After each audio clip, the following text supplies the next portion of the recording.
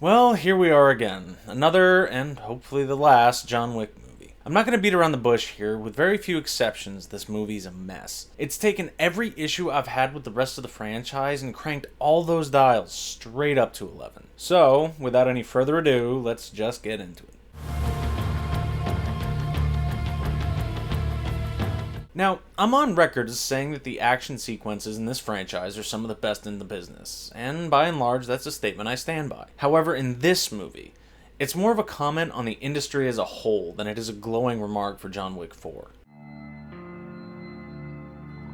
If we take a look at the first film, we can see that they utterly mastered the basics of movie action.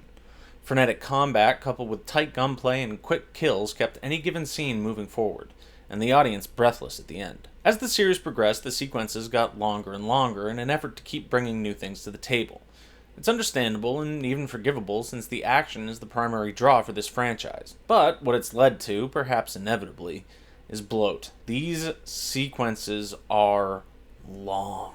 So much so that by the end of them, the only reason you're still breathless is because you're trying to stifle a yawn. To illustrate what I'm talking about, let's take a look at the scene at the Osaka Continental, where John goes up against the High Table Goons. Now by this point, we're 38 minutes into the movie's massive 2-hour and 40-minute runtime, and a lot of what we've seen has been action. Personally, I was kind of numb to it by that point. Then John walks into this room and another sequence kicks off. From start to finish, that's knocking off goons, the John escaping Kane, we've got about 8 minutes of uninterrupted action. That is a massive amount of time to fill in a movie like this. We see John using everything from guns to nunchucks as he tries to escape this room, and I'll be honest here, I checked out about halfway through. Aside from the obvious reason, that being the length of the sequence, it took me a little while to figure out why, but what I landed on is this. They forgot the basics. In an effort to keep ratcheting up the action, they threw more and more stuff at the wall, hoping it would stick. So instead of clean gunplay and fast action, what we've got is this. The movie is littered with moments like this, where people on one side of the room have to stop and wait for the other side of the room to catch up. And the more I watched, the more I couldn't help but feel like they knew this was happening. These scenes are full of background noise in the form of lighting effects, extras, and set dressing, all designed to make it seem like there's more going on in these shots than there actually is. So the end result, and it pains me to say this, is more Fast and Furious than it is John Wick. Now, with all that being said, there is one sequence in this film that made me feel like I was watching the John Wick of old, and that's this. This right here is why I still watch these movies. This is brilliant. This is phenomenal. And it's one of the only moments in this movie that made me go, whoa. The first John Wick film was a simple revenge tale that leaned into its action as a way to explore its protagonist. Don't get me wrong, I'm not saying it was an Oscar-worthy drama or anything, but its violence had a purpose. What's happened by the time we've reached the fourth movie is the violence has become the purpose. So what we're left with is a collection of disjointed scenes all cobbled together which seem more like something out of an anime music video than a cohesive film. And if this movie is any indication, you never go full anime. Never go full retard. Shots like this, or this, speak to a style over substance policy that has been actively working towards the series' detriment since the second film. The audience knows that you know how to do this. We get it. So stop doing it and go back to your roots. Enough of these tactical crab walks and fights with archaic weapons just to try and make a scene look cooler. No more poorly tailored athleisure armor suits that only work when the script needs them to. Give me 6 guys with Glocks and a 90-second shootout.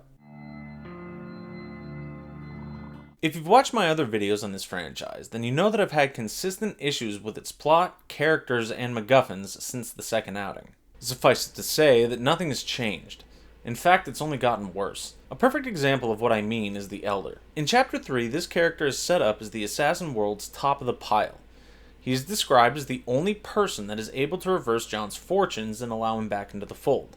And simply to meet him, you basically have to kill yourself. The first half of Chapter 3 is spent following John as he attempts to get to this man and strike a deal. Then John immediately betrays him and the Elder is never mentioned again. Roll through to Chapter 4 and we find that not only is the Elder no longer the same character we knew from the previous film, but John instantly executes the replacement and goes on about his day. Not only did this sequence not need to be here, but it actively undercuts the importance of the character and his relationship to the story. Replace the Marquis de Gramont with the Elder, and you've instantly got a more compelling narrative, with the guy at the top of the pile, who wields supreme authority, coming after John for stabbing him in the back. You can have all the clans and families of the High Table trying to curry his favor by going after John, and you've got a returning character that you can build up into a truly terrifying villain. As it stands, we've got a heretofore unknown person, who, despite Bill Skarsgård's best efforts, is something of a limp noodle in the face of John Wick. He doesn't fight his own fights, he slings money around like some petulant heiress with her daddy's credit card,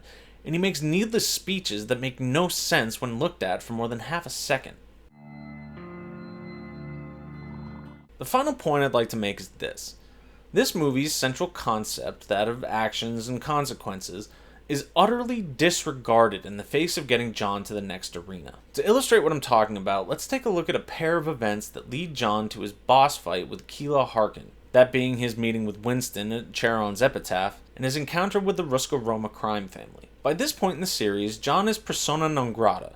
Literally everyone in this world should either be trying to kill him or ignoring him utterly. He has less than no leverage anymore.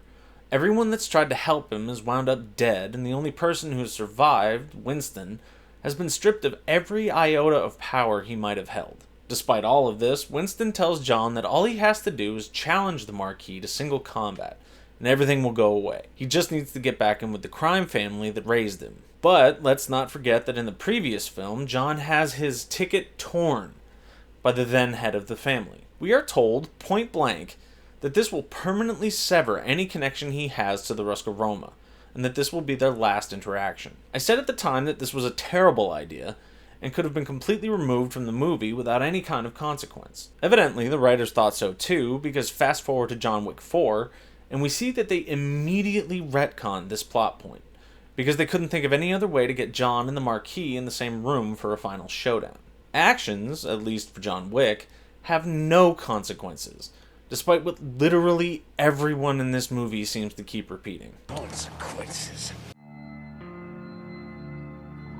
John Wick 4 is easily the weakest film in this franchise. It is the last gasp of an IP that has overstayed its welcome, despite having all the potential in the world. Through a combination of poor, almost hasty writing, and a misunderstanding of what made the series great to begin with, it's eliminated any sort of goodwill that the first movie engendered. And I say all of this as someone who does actually love this IP's concept and wants it to succeed. Unfortunately, as with all original ideas, it has been strip-mined by Hollywood to such an extent that there is nowhere left for it to go. No care was given to the characters, the world, the story, or their sustainability.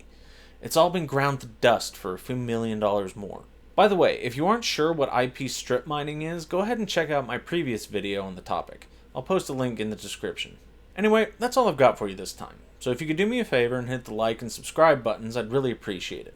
Every little bit really helps me out. Also, go ahead and check out the other videos on my channel, or maybe hit up my website to read my blog, or maybe buy one of my books on Amazon. Thanks very much for watching, and I'll see you on the next one.